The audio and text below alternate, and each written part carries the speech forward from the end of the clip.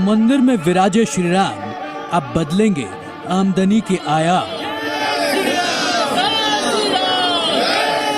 मंदिर में भक्तों का तांता, यूपी सरकार के खाते में होगा इजाफा।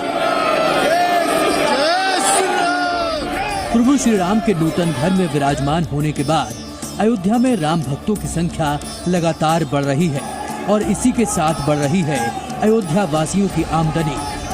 न सिर्फ रामनगरी बल्कि उत्तर प्रदेश की किस्मत भी बदलने वाली है, ये दावा स्टेट बैंक ऑफ इंडिया ने किया है। SBI के मुताबिक सिर्फ अयोध्या की वजह से उत्तर प्रदेश सरकार के खजाने में 20 से 25 हजार करोड़ रुपए की अतिरिक्त कमाई होगी। SBI के मुताबिक अगले साल 2025 तक अतिरिक्त आमदनी की शुरुआत हो जाएगी। SBI के मुताबिक इस साल उत्तर प्रदेश में पर्यटक 4 लाख करोड़ रुपए खर्च करेंगे। साल 2027-28 तक देश की इकोनॉमी $5 ट्रिलियन की हो जाएगी, जिसमें उत्तर प्रदेश का दूसरा सबसे बड़ा योगदान होगा। अकेले उत्तर प्रदेश की अर्थव्यवस्था $500 अरब को पार कर जाएगी। इस हिसाब से 2028 तक देश की GDP में उत्तर प्रदेश वेटेज के मामले में दूसरे नंबर पर होगा और राज्य की GDP नॉर्वे से भी ज्यादा हो जाएगी।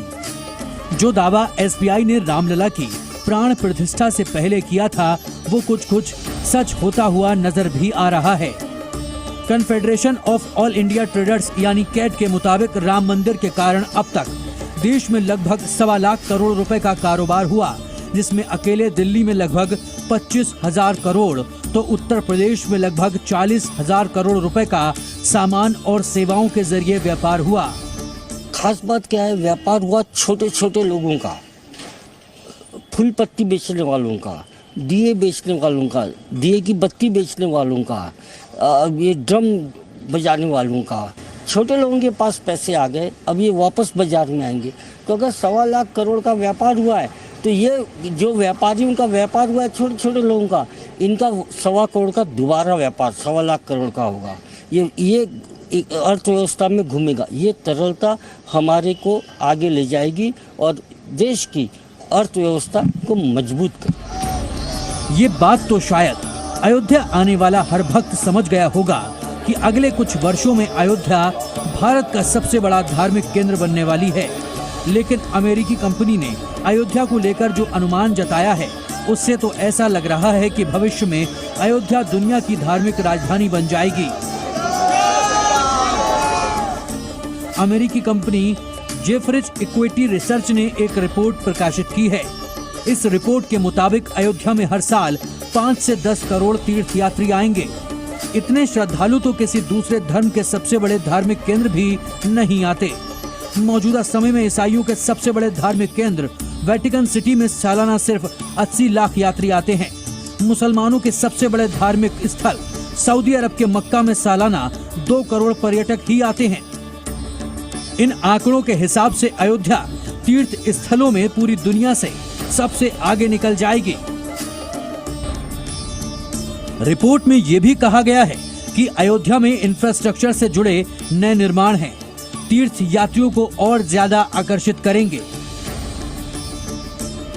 अयोध्या में पिछले साल ही नए अंतर्राष्ट्रीय हवाई अड्डे का उद्घाटन हुआ है। अयोध्या में भव्य रेलवे स्टेशन का भी निर्माण हुआ है। अयोध्या में बड़ा अंतर्राज्यीय बस अड्डा भी बन रहा है।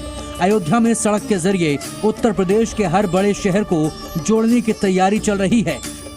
अयोध्या में इंफ्रास्ट्रक्चर के लिए अब तक 85,000 करोड़ रुपए खर्च किए गए हैं।